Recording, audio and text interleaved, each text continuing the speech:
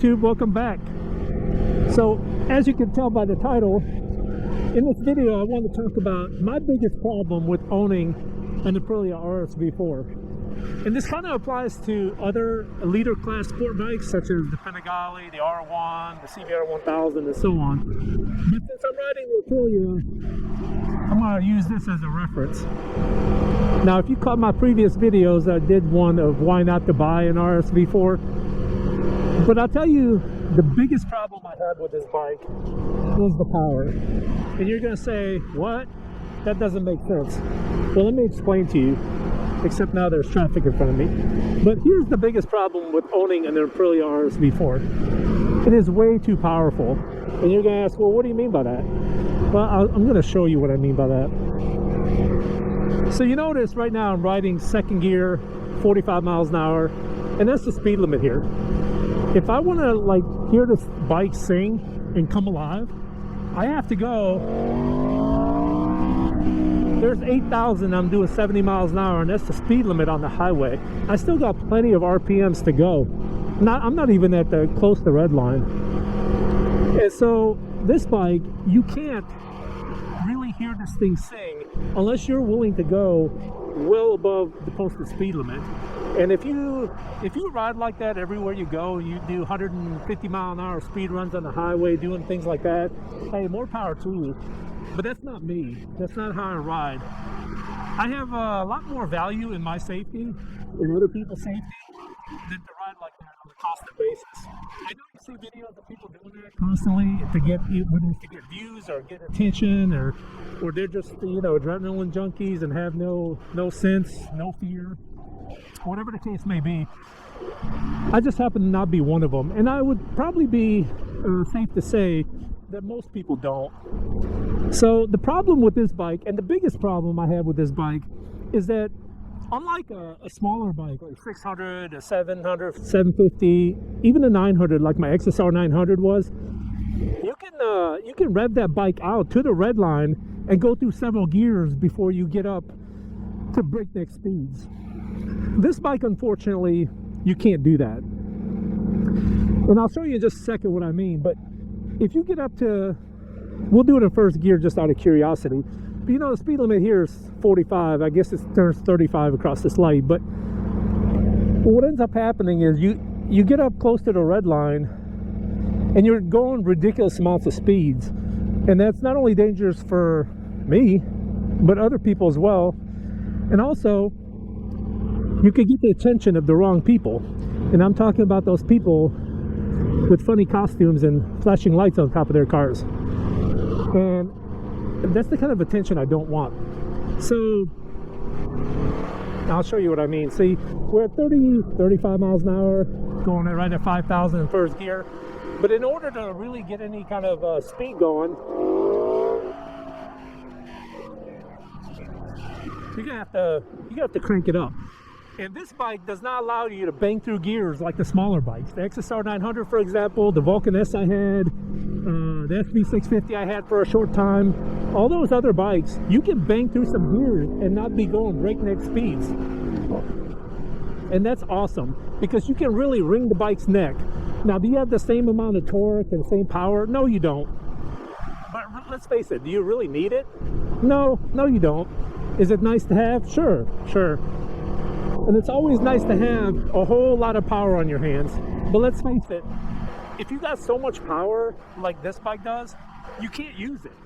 Not unless you're willing to violate a bunch of laws and endanger yourself and others. Which, if you are that person, then disregard this whole video. But for the rest of us, and the ones that have some sense, yeah, it's unusable. So this bike, as much fun as it is, and as many smiles as this thing puts on my face, and I get a lot of laughter out of it, and a lot of fun, and it's fun to twist the throttle and just have a good time on it. It's kind of useless. I can ride around in one gear, and I'm like way above the speed limit now. And so I think what I'm trying to say is that this bike, as much fun as it is, it's not practical for the city street. It's unusable, it's not practical, and you can't really wring this bike's neck and put it through its paces.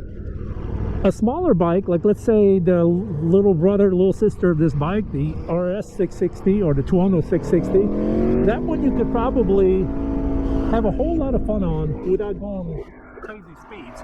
Here I am going 45, 70, and I'm not even close to the red line in first gear. So that's my biggest problem with this bike, which is why part of me is considering selling this thing and getting something else.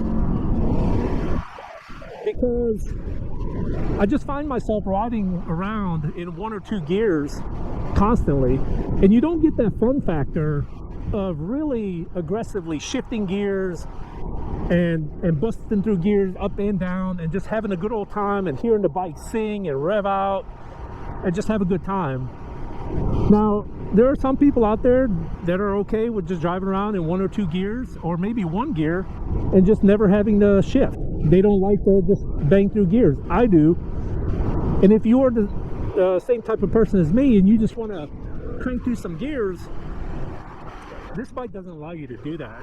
Unless, again, you want to go some ridiculous speeds. So, I guess what I'm trying to say is, this bike is so unpractical for the city street.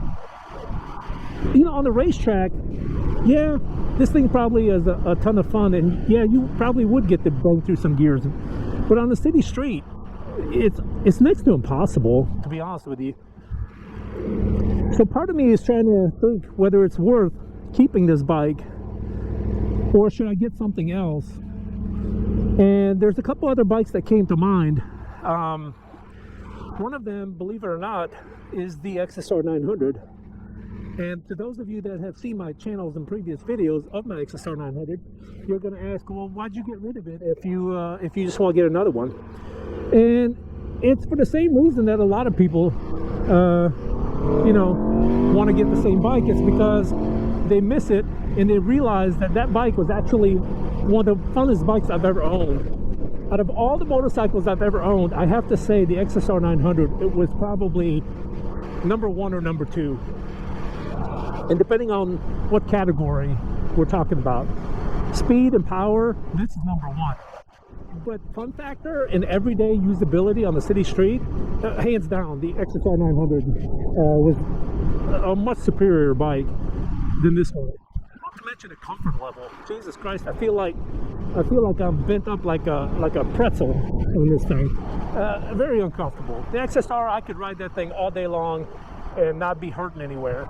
My neck, my back, my wrists, my knees. It's just a ton of fun. Another bike that I think would be a ton of fun to have is the new Street Triple 765R. I think that would be a really, really fun bike. Maybe even like an MT-09. I know it's the same as the XSR 900, but hey, that would be a fun bike to have. You know, something of that nature where it's fun, it's comfortable, or at least way more comfortable than this thing, and yet you get to have a ton of fun, bang through gears, and really listen to it sing. But this one is just not practical. So hey, if you have one of these or something similar like an R1, tell me what you think. What's your opinion? And then if you've never had one, or you own something like an XSR, an SC650, something that's more practical for the city street, and you've ridden sport bikes, especially 1000cc sport bikes, what is your opinion? I'd like to hear. So leave them in the comments.